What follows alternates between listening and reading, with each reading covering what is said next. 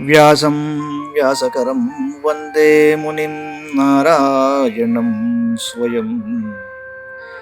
యతః ప్రాప్తకృపా లోకా లోకా ముక్తా కలేర్గ్రహాత్.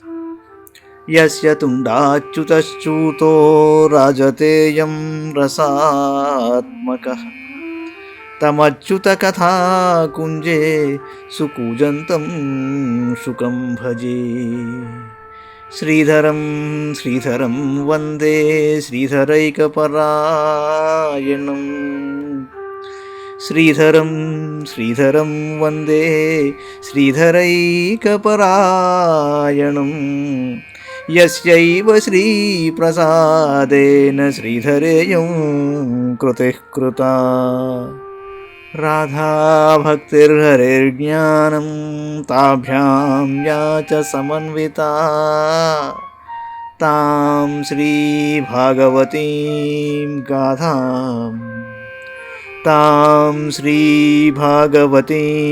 గాథాం వందే యుగళరూపిణీ. నీ పద్యావళులాలకించు చెవులు నిన్నాడు వాక్యంబులు. నీ పద్యావళులాలకించు చెవులు నిన్నాడు వాక్యంబులు.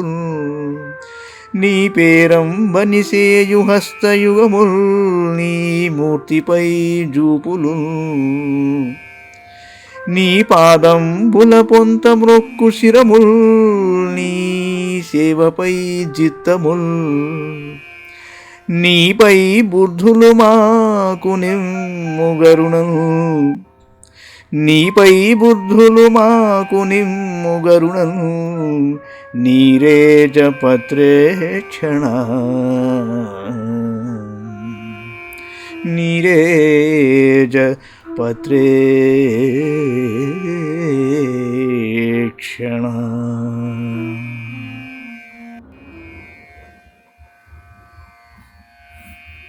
భాగవత మహాపురాణంలో మనం నవమ స్కంధంలో 7వ అధ్యాయంలో ఉన్నాం. త్రిశంకు హరిశ్చంద్రుడ వృత్తాంతాలు.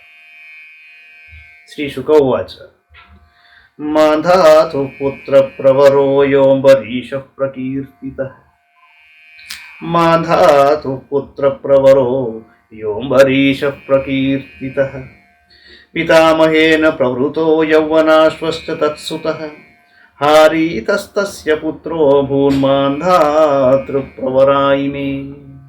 శుక్లవారు అన్నాడు, మాంధాత యొక్క 3 కుమారులలో అంబరీషుడు శ్రేష్ఠుడు. ఈ అంబరీషుడు తన పితామహుడవు యువనాశ్వునకు దత్తపుత్రుడయ్యాడు. ఈ అంబరీషుని సుతుడు యవ్వనాశ్వుడు, ఇతని తనయుడు హారీతుడు. కనుక అంబరీషుడు, యవ్వనాశ్వుడు, హారీతుడు అని 3 మాంధాత గోత్రజులలో ప్రముఖులైనారు.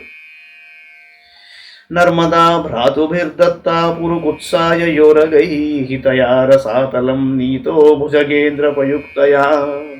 గంధర్వానవధి తత్ర వధ్యాన్వై విష్ణుశక్తిధృక్. నాగాల్లబ్ధవర సర్పాదభయం స్మరతామిదం.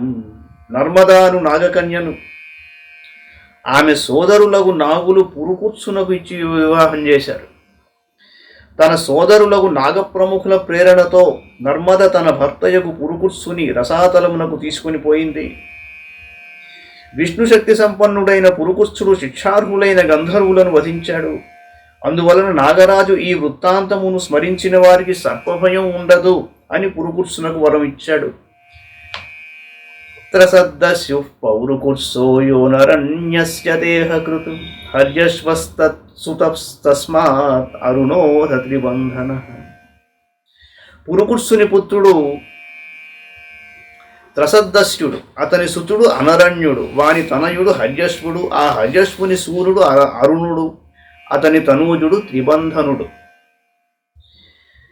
తస్య సత్యవ్రత పుత్రస్త్రిశంకురితి విశ్రుతః. ప్రాప్తశ్చాండాలతాం శాపాద్ గురోః కౌశిక తేజసా. స శరీరో గతః స్వర్గం అద్యాపి దివి దృశ్యతే. పాతితో వాక్షిరా దేవైస్తేనైవ స్తంభితో బలాత్.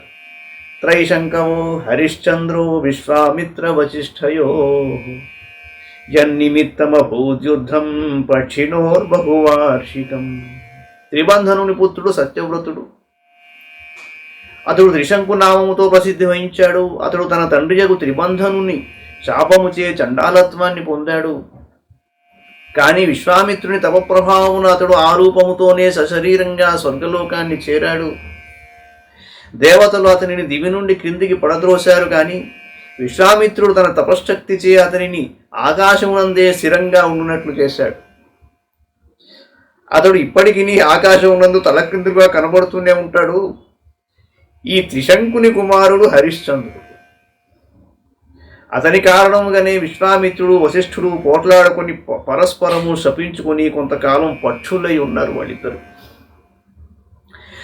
సోనపచ్చో విషణ్ణాత్మా నారదస్యోపదేశతః వరుణం శరణం యాథ పుత్రో మే జాయతాం ప్రభో యద్ వీరో మహారాజ తేనైవ త్వాం యజేయితి తథేతి వరుణేనాస్య పుత్రో జాతస్తు రోహితః జాతస్సుతో హ్యనేనాంగమాం యజస్వేతి సోబ్రవీత్ యదా పశుర్నిర్దశస్యాదతమేధ్యో భవేదితి నిర్దశే చ స ఆగత్య యజస్వేత్యాహ సోబ్రవీద్దంతాః పశోర్యజ్ఞాయేరన్నథ మేధ్యో భవేదితి దంతా జాతా యజస్వేతి స ప్రత్యాహాథ సోబ్రవీత్ యదా పదంత్యస్య దంతా అధమేధ్యో భవేదితి. సంతానము కలుగకుండుటచే దుఃఖితుడయ్యున్న హరిశ్చంద్రుడు నారదుని ఆదేశమును అనుసరించి వరుణుని శరణుజొచ్చాడు. తరువాత అతడు దేవా పుత్రలాభం కలుగునట్లు నన్ను అనుగ్రహింపుము, నాకు వీరుడైన పుత్రుడు కలిగినచో అతనిని యజ్ఞపశువుగా చేసి నిన్ను ఆరాధిస్తానని ప్రార్థించాడు. పిదప వరుణుని అనుగ్రహంతో ఆయనకు పుత్రుడు కలిగాడు. అతని పేరు రోహితుడు. అంతటా వరుణుడు హరిశ్చంద్రునితో, రాజా, నీకు కుమారుడు కలిగినాడు కదా, ఇక నీవు ఇచ్చిన మాట ప్రకారం అతనిని యజ్ఞపశువుగా చేసి నన్ను ఆరాధింపు అన్నాడు. అప్పుడు హరిశ్చంద్రుడు ఇట్లా అన్నాడు, దేవా, ఈ పసికందునకు 10 దినములు గడిచిన తరువాత ఇతడు యాగపశువుగా ఒకటకు అర్హుడవుతాడు.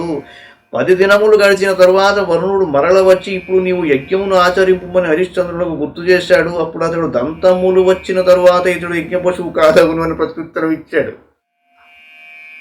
ఆ బాలునకు దంతములు వచ్చిన తరువాత వరుణుడు తిరిగి వచ్చి, హరిశ్చంద్ర, ఇప్పుడు నీ వాగ్దాన ప్రకారం యజ్ఞం చెయ్యన్నాడు. అనంతరం అతడు పాలపండ్లు ఊడిపోయిన తర్వాతనే ఇతడు యజ్ఞపశువు ఒకటకు అర్హుడవుతాడన్నాడు.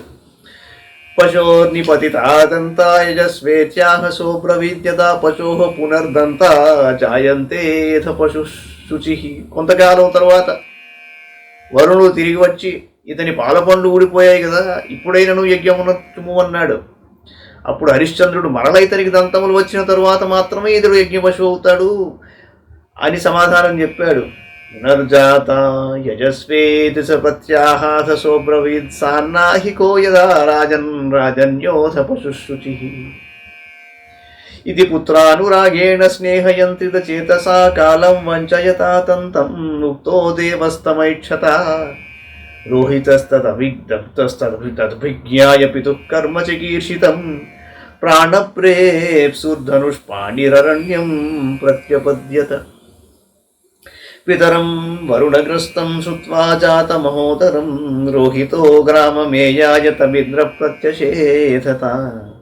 భూమేః పర్యటనం పుణ్యం తీర్థక్షేత్రనిషేవణైః రోహితాయాదిశక్రః సోప్యరణ్యే వసత్సమాం. ఏవం ద్వితీయే తృతీయే చతుర్థే పంచమే తథా అభ్యేత్యాభ్యేత్య స్థవిరో విప్రో భూత్వాహ వృత్రః. షష్ఠం సంవత్సరం తత్ర చరిత్వా రోహితః పురీం ఉపవ్రజన్నజీగర్తాద క్రీణాన్ మధ్యమం సుతం. అనంతరం మరల వచ్చిన వరుణుడు, ఈ బాలునకు మరల దంతములు వచ్చాయి కదా, మరి యజ్ఞం చేయవయ్యా అన్నాడు. అప్పుడు హరిశ్చంద్రుడు, దేవా, క్షత్రియుడు ఆయుధములు చేయబూనిన తరువాత యజ్ఞ పశువుడు యోగ్యుడవుతాడు అన్నాడు. ఈ విధంగా పుత్రునిపై గల మమకారంలో మునిగి ఉన్న హరిశ్చంద్రుడు ఆ స్నేహపాశం నుండి బయటపడలేక ఎప్పటికప్పుడు కాలయాపన చేస్తూ వచ్చాడు. వరుణుడు హరిశ్చంద్రుడి మాటలను కాదనక అతడు చెప్పిన సమయమునకై నిరీక్షిస్తూ వచ్చాడు. ఆయన కూడా తొందర పెట్టడంలా ప్రతిసారి అడుగుతున్నాడు. కానీ రోహితుడు కొంత పెద్దవాడైన తరువాత తన తండ్రి చేయదలచిన అనగా తనను యజ్ఞపశువుగా చేసి వరుణుని ఆరాధింపదలచిన కార్యక్రమమును ఎరిగి తన ప్రాణములను దక్కించుకొనుటకై ధనుర్బాణములను చేబూని అడవులకు చేరాడు. పలుమారులు తనను వంచిన హరిశ్చంద్రునిపై వరుణుడు కుపితుడయ్యాడు. ఫలితంగా హరిశ్చంద్రుడు మహోదర వ్యాధికి లోనయ్యాడు. ఇట్లు తండ్రి వ్యాధిగ్రస్తుడైన విషయము తెలిసినంతనే రోహితుడు తన నగరమునకు తిరిగి వచ్చుటకై సిద్ధమయ్యాడు. అంతటా ఇంద్రుడు నగరమునకు వెళ్ళవలదు అని అతనిని నివారిస్తూ ఇలా అన్నాడు: రోహిత, నీవు యజ్ఞపశువువై మృతి చెందుట కంటే దివ్యములైన తీర్థములను క్షేత్రములను సేవిస్తూ భూమండలమున సంచరించుట మేలు. అది మిగుల పవిత్ర కార్యము అని ఇంద్రుని ఆదేశానుసారము రోహితుడు అరణ్యమున 1 సంవత్సరం పాటు నివసించాడు. ఇలా రోహితుడు 5 సంవత్సరాల పాటు ప్రతి సంవత్సరము తన తండ్రి కడకు వెళ్ళుటకే ఆలోచిస్తూ వచ్చాడు. ఎప్పటికప్పుడు ఇంద్రుడు వృద్ధ బ్రాహ్మణ రూపంలో వచ్చి అతని ప్రయత్నమును ఆపివేస్తూ ఉన్నాడు. రోహితుడు ఆ 6వ సంవత్సరమును కూడా ఆ వనమునందే సంచరిస్తూ గడిపాడు. తరువాత అతడు అజీగర్తుడను నిరుపేద బ్రాహ్మణునికి ధనమిచ్చి అతని నడిమి కుమారుడగు శునశ్శేపుని క్రయముగా తీసుకొని తన నగరానికి చేరాడు. అనంతరం అతడు ఆ విప్రసుతుని తన తండ్రియగు హరిశ్చంద్రునకు అర్పించి ఆయనకు నమస్కారం చేశాడు. శునశ్శేఫం పశుం పిత్రే ప్రదాయ సమవందత తతః పురుషమేధేన హరిశ్చంద్రో మహాయశాః ముక్తోదరో యజద్దేవాన్ వరుణాదీన్ మహత్కథః విశ్వామిత్రో భవత్తస్మిన్ హోతా చాధ్వర్యురాత్మవాన్ జమదగ్నిరభూద్ బ్రహ్మా వశిష్ఠో యాస్య సామగః తస్మై తుష్టో దతావింద్రశాతకౌంభమయం రథం. వాసిగాంచిన ఆ హరిశ్చంద్రుడు ఆ దేవతల అనుగ్రహంతో తీవ్రమైన తన ఉదర వ్యాధి నుండి బయటపడ్డాడు. ఆ యజ్ఞమునందు హోతగా అంటే ఋగ్వేద ప్రతినిధిగా విశ్వామిత్రుడు, అధ్వర్యుడు యజుర్వేద ప్రతినిధిగా ఆత్మజ్ఞాని పరమసంయము అయిన జమదగ్నియు, ఉద్గాతగా సామవేద ప్రతినిధిగా అయాస్య మహర్షియు పాల్గొన్నారు. వశిష్ఠుడు బ్రహ్మగా నుండి ఆ యజ్ఞమును నిర్వహింపజేశాడు. అట్లు యజ్ఞమునర్చిన హరిశ్చంద్రుని ఎడ ఇంద్రుడు ప్రసన్నుడై ఆయనకు బంగారు రథమును అనుగ్రహించాడు. శునశ్శేఫస్య మాహాత్మ్యముపరిష్టాత్ ప్రచక్ష్యతే సత్యసారాం ధృతిం దృష్ట్వా సభాజ్యస్య చ భూపతేః విశ్వామిత్రో భృశం ప్రీతో దదావ విహతాంగతిం మనః పృథివ్యాం తామద్భిస్తేజసాపో నిలేన తత్ ఖే వాయుం ధారయంస్తచ్చ భూతాదౌ తం మహాత్మని తస్మిన్ జ్ఞానకళాం ధ్యాత్వా తయా జ్ఞానం వినిర్దహన్ హిత్వా తాం స్వేన భావేన నిర్వాణ సుఖ సంవిదా అనిర్దేశ్యా ప్రతర్క్యేణ తస్థౌ విధ్వస్త బంధన. శునశ్శేపుని మహత్వమును గూర్చి మున్ముందు వివరిస్తాను. సాధ్వీమణి అయిన భార్యతో కూడి హరిశ్చంద్రుడు యజ్ఞం ఆచరించాడు. హరిశ్చంద్రుని సత్యనిష్టకు విశ్వామిత్రుడు పరితృప్తుడై ఆయనకు శాశ్వతమైన ఆత్మజ్ఞానమును ప్రసాదించాడు. మహాత్ముడైన విశ్వామిత్రుని జ్ఞానోపదేశమును అనుసరించి హరిశ్చంద్రుడు తన మనస్సును పృథివీయందును, పృథ్వీని జలమునందును, జలమును తేజస్సునందును, తేజస్సును వాయువునందును, వాయువును ఆకాశమునందును స్థిరమునర్చి ఆకాశమును అహంకారములో లీనమునర్చాడు. తరువాత అహంకారమును మహత్తత్వమునందు లీనమునర్చి దాని యందు జ్ఞానకళను ధ్యానించి ఆ జ్ఞానాంశముచే ఆత్మను ఆవరించిన అజ్ఞానమును భస్మం చేశాడు. అనంతరం అతడు నిర్వాణ సుఖానుభూతి ద్వారా ఆ జ్ఞానకళను కూడా పరిత్యజించి సమస్త బంధముల నుండి విముక్తుడై స్వస్వరూపమునందు స్థితుడయ్యాడు. అది అనిర్వచనీయము, అనూహ్యము. ఇది శ్రీమద్భాగవతే మహాపురాణే పారమహంస్యాం సంహితాయాం 9వ స్కంధే 7మోऽధ్యాయः.